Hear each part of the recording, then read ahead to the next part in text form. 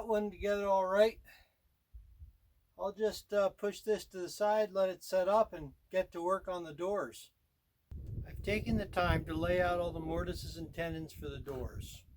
Now I've marked these with heavy pencil lines, but to make the precision cuts, I'm going to need to remark them with a knife, but you can't see that in the videos. Once you've made your layouts,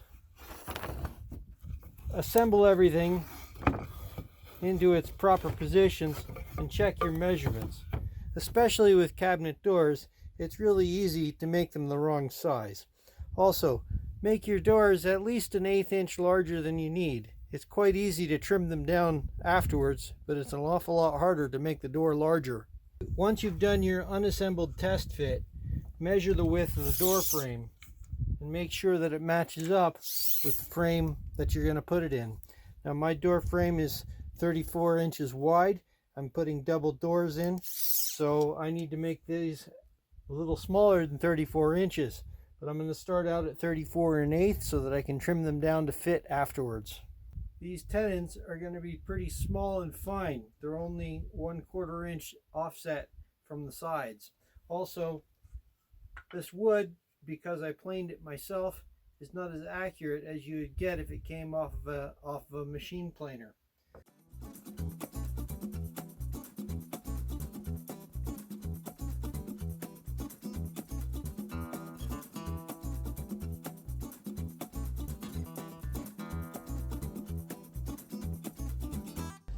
I've milled all my dados to hold the panel. I've rough cut my tenons. Next, I need to clean everything up and then drill out for the mortises.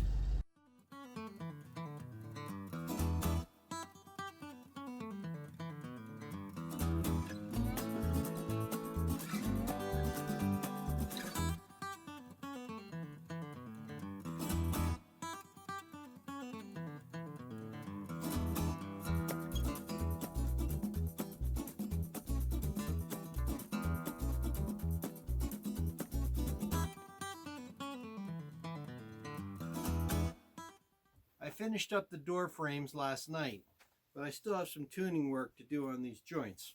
I'll get back to that in a little while.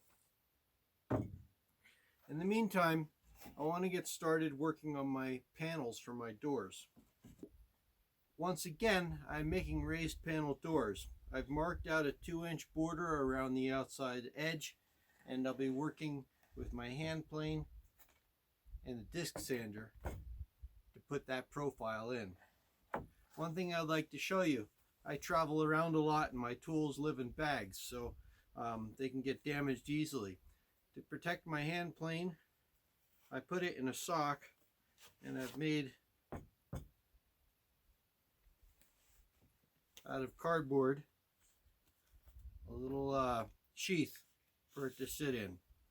It works real nice, keeps me from having to sharpen my blades all the time.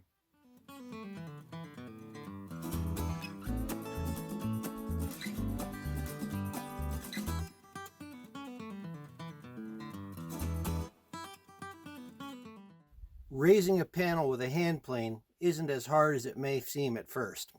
I've marked down the final thickness along this edge of the board and the profile width on the top edge of the board. Now, I'm not going to try to cut this entire profile in one pass or in one direction. First, I'm going to plane down a sharp angle along the edge so that I have a reference point to work against.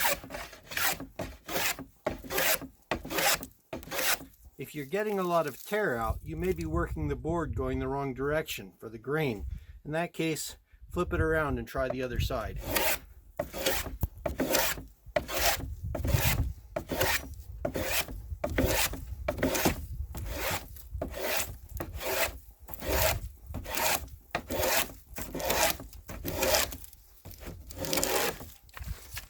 Now that I've almost reached the final thickness, I'm going to flip over and cut a shallow angle on the top.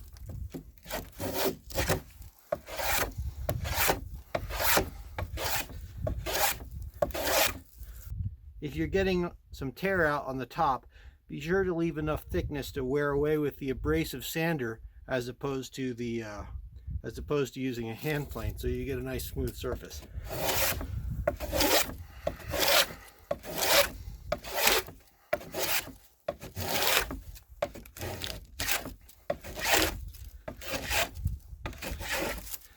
So now that I have the thickness just about right and the width just about right, I'm going to flatten out the profile.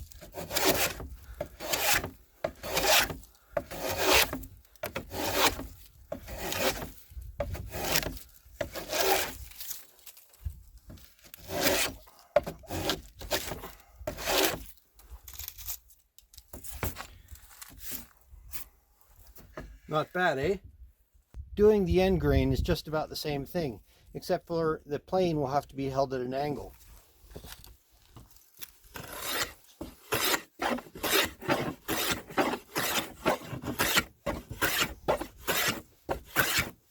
And you may need to adjust your clamps so that the board is held securely.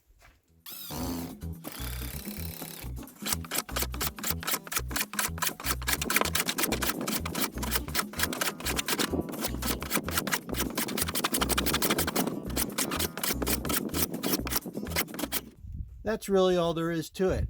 I'll do the other side, the other panel, and then I should be about ready to glue up my doors.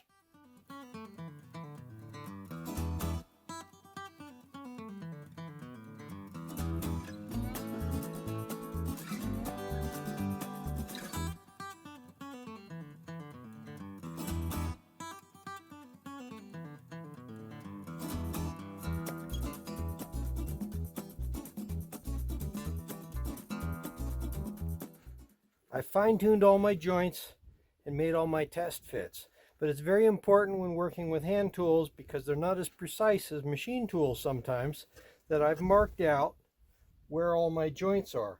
I don't want any surprises when I'm halfway through a glue up.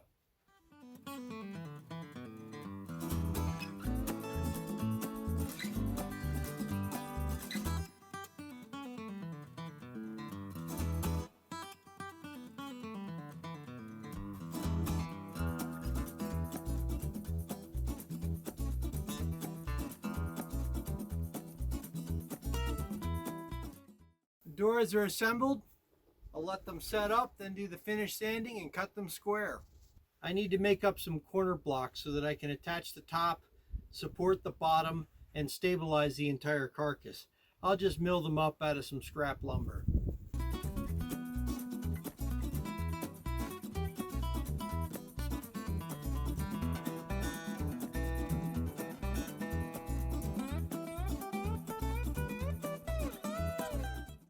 So I'm using this 1-inch block as a gauge so that I can put these into the right place.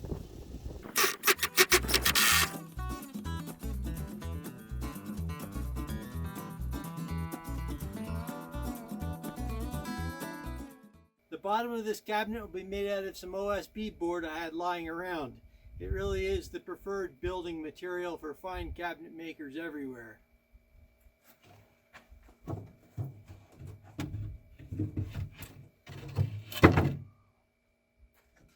The middle shelf will also be made out of this lovely OSB. I've cut some cleats which I'll install to support that shelf, and I'll go ahead and screw them in now.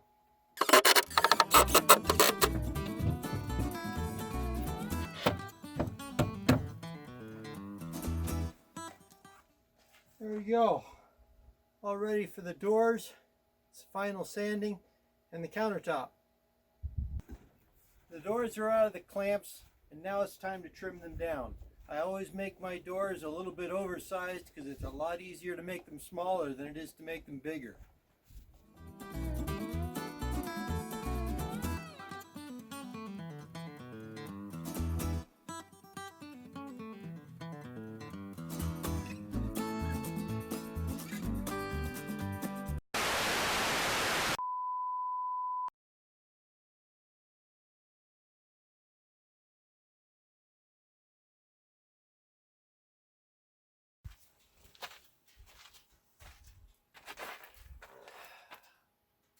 I'm back after a 70-mile round trip to town to get some joint compound so that I can finish this project off tonight.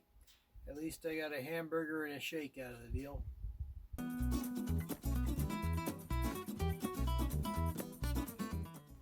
To cut the mortises for the hinges, I'll just lay out the hinge using it as a template.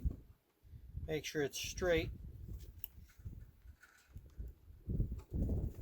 Mark the edges with a razor knife.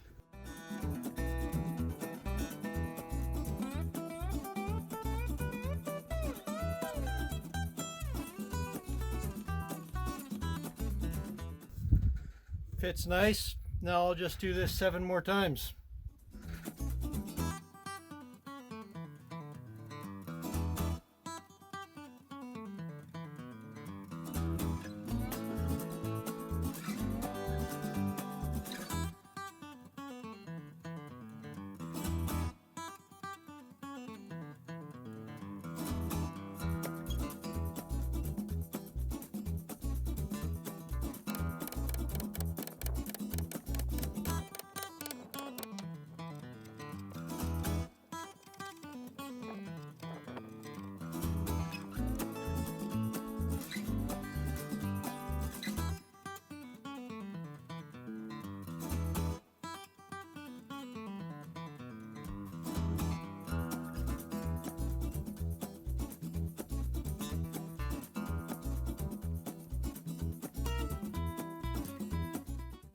I got up early and put on a first top coat.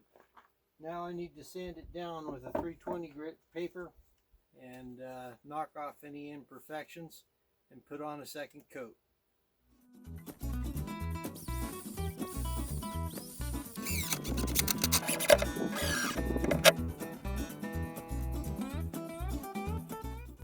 This door is sticking when I try to close it, and it's sticking on the top. So first thing I did was sink this hinge in a little bit deeper. That didn't solve the problem. Instead, now I need to lift this hinge out. So what I'm going to do is take the screws out, put in a little paper shim in there, screw it back in. It should fix it so it closes nice.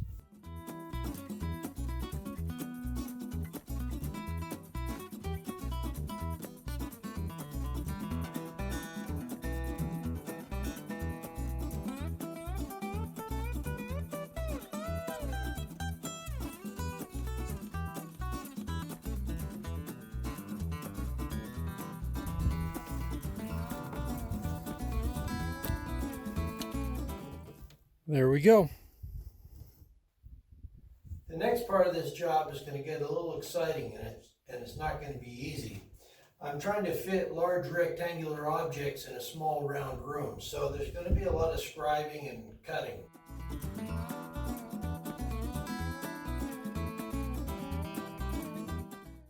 That finishes out the kitchen cabinet and counter. I really should put in a backsplash and a shelf behind it, but that's a whole nother project. Welcome to my little cabin. I've got my desk right here. I've got my kitchen space here. And when I want to relax,